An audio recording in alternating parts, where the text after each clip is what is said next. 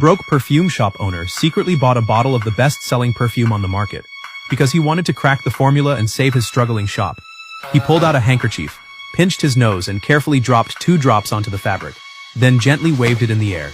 The scent instantly spread through the room. He sniffed it over and over, trying to figure out the ingredients, but the perfume was just too unique.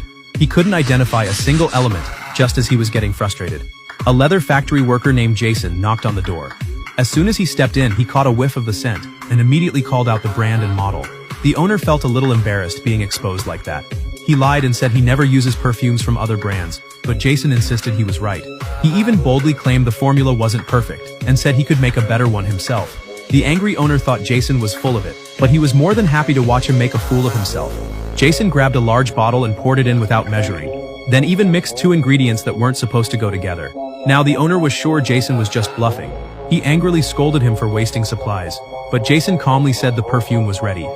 Skeptical, the owner tried a drop, then waved the handkerchief in front of his nose.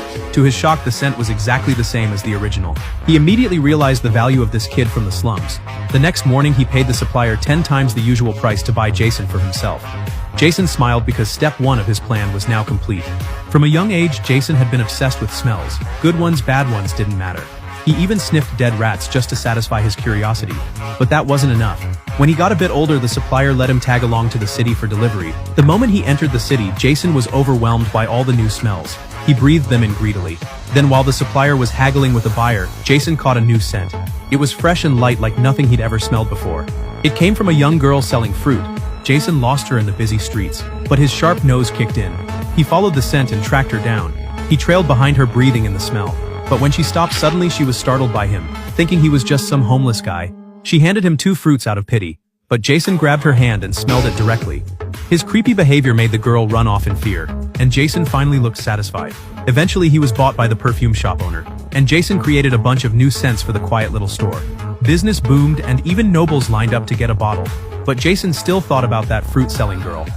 One night after work, he approached a prostitute. Once she lay down, he pulled out a jar of lard.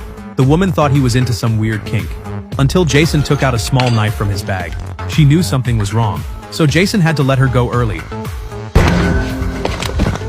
Then he wrapped her body tightly in cloth, and waited 2 hours before scraping off the oils from her skin. After extraction and purification, he created a one-of-a-kind perfume.